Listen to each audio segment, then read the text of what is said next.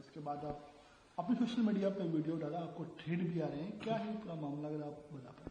Sir देखिए, जिस तरह से 12 तारीख को उस्मान हादी को बांग्लादेश के अंदर मार दिया गया, यूनिस गवर्नमेंट आईएसआई या डीजीएफआई ने क्या किया, पूरा का पूरा इल्जाम लगाया किसके ऊपर, हिंदुस्तान के ऊपर, हमारे आरएनडब्ल्यू के ऊपर या अवामी लीग के ऊपर।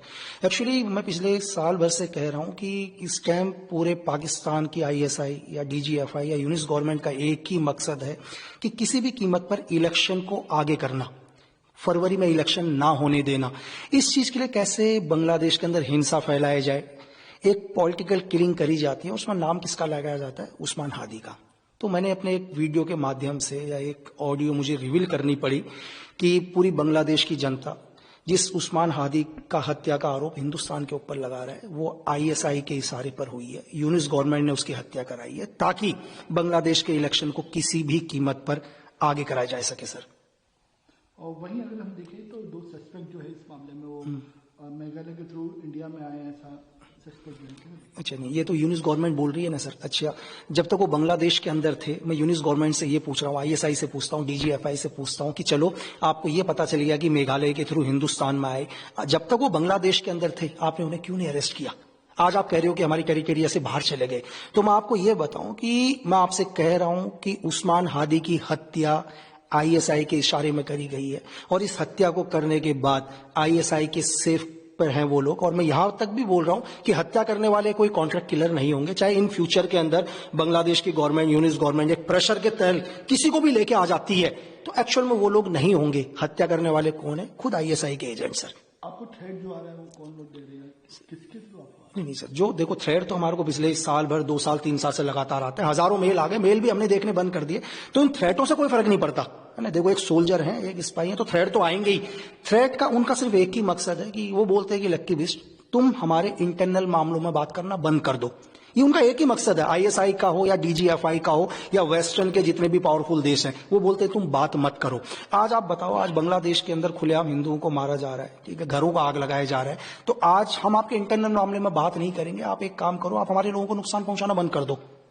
तो जो थ्रेट की बात है, वो थ्रेट की बात भी हमने क्यों बोली, उसके पीछे रीजन ये है कि आज पाकिस्तान बोलता है कि दुनिया में पावरफुल है, ऑपरेशन सिंदूर में उसने हिंदुस्तान के साथ फाइट किया, जो दुनिया में एक भ्रम फैलाने की कोशिश करता है। आपने 2 दिन पहले देखा होगा कि इंग्लैंड के अंदर पाकिस्तान एम्बेसी के बाहर कुछ एक लोगों ने धरना प्रदर्शन किया, उसमें एक औरत ने सिर्फ एक नारा लगाया कि जिस तरह जियाउल हक को एक प्लेन क्रैश में मार दिया, आने वाले टाइम के अंदर आशिम मुनीर को भी इसी तरीके से किसी कार धमाके में मार देंगे। एक औरत की धमकी से पूरे पाकिस्तान के अंदर यह असर हुआ कि वहां के तत्कालीन प्रधानमंत्री शरीफ वो इंग्लैंड गवर्नमेंट से बोलते हैं कि हमारे आसिम मुनीर को सिक्योरिटी दो भाई, उनको खतरा है। आप उस पाकिस्तान, मतलब दुनिया का पहला फील्ड मार्शल होगा या पहला सीडीएफ होगा जो ब्रिटेन से सिक्योरिटी मांग रहा है सर, और बात करते हैं कि हमने हिंदुस्तान को ऑपरेशन सिंदूर में सबक सिखाया। तो मेरा सिर्फ यही एक मतलब मकसद था ये थ्रेट का बताने का कि तुम्हें एक छोटा सा नारे से तुम्हारी हालत ये हो गई, और पिछले 3 साल से लगातार तुम हमें थ्रेट दे रहे हो मेल के जरिए। आप तुम, मैं तुम्हारा मेल नहीं देखता हूं तो तुम यूट्यूब या इंस्टाग्राम या किसी भी मेरे वीडियो पर कमेंट्स लिखना शुरू कर देते हो कि तुम्हें एक सामान्य मौत नहीं मारेंगे। तो ये थ्रेट बताने का सिर्फ ये था कि हमें कोई फर्क नहीं पड़ता यार आपके हजारों थ्रेट से भी। वही ऑपरेशन सिंदूर में जो पाकिस्तान के जो एफएम इसाक डर ने एडमिट किया है कि नूर एयरवेज में जो डैमेज हुआ था, उन्होंने कबूल किया कि हाँ ऑपरेशन सिंदूर में डैमेज हुआ था नूर एयरवेज। बिल्कुल, अभी उनके डिप्टी पीएम या विदेश मंत्री इशाक डार ने भी बोला, उनकी मजबूरी हो गई सर बोलनी, ताकि वो दुनिया को ये दिखा रहे हैं, उनको पता है कि हिंदुस्तान, आप अगर इस बार इंडिया ने रिएक्शन लिया तो इस बार इंडिया नहीं रुकेगा सर।